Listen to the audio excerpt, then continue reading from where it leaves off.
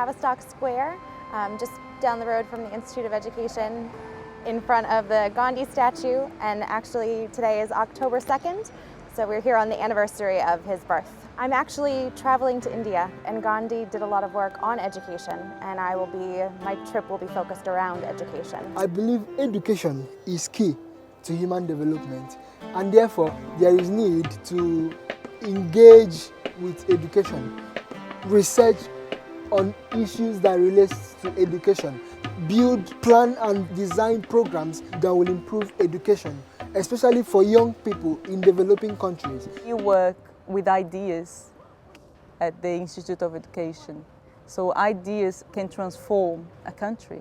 Ideas are very powerful, more than war. In deciding to pursue a master's, I had already come to a lot of conclusions. I had already figured out, this is what I want to study, this is what I want to invest a year in. And then to walk into your modules the first week and essentially have the message coming back at you be everything that you knew, throw it out the window, try to rethink and reconstruct education. What does that mean? Is that formal education? Is that informal education? Is one better than another? Gender, is it men and women? Is it a spectrum? To what degree are identities considered? Development, are there developing and developed countries, or is there room for development everywhere? In my classroom, we had the whole world sitting together, which is fantastic.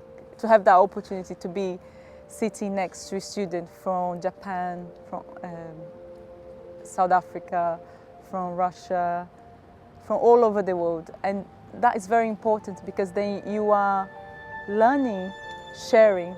I think one of the challenge is work with your colleagues and trying to, brainstorm towards what development for the world should look like.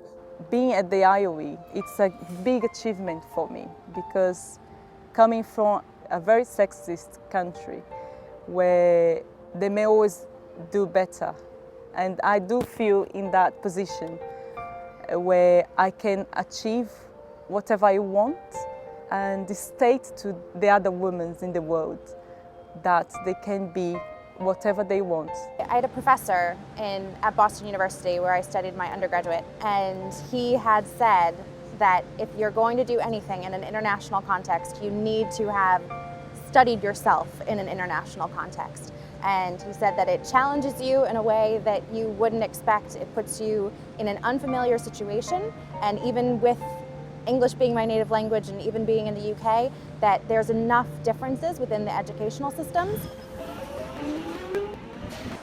In the autumn, when there's a nice sunny day, walk down to Waterloo Bridge, walk about halfway along, stop and look out.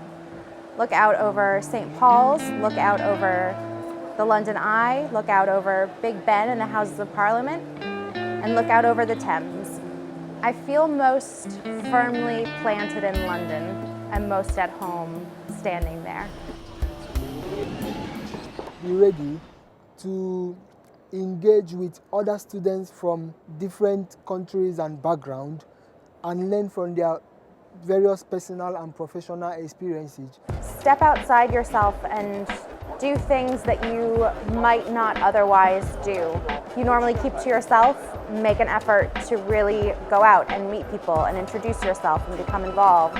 If you're very set in your ways and you feel very certain of the things that you feel and the things that you believe, make an effort to challenge those things and to question them and to see if who you have defined yourself to be is who you are and how that can change.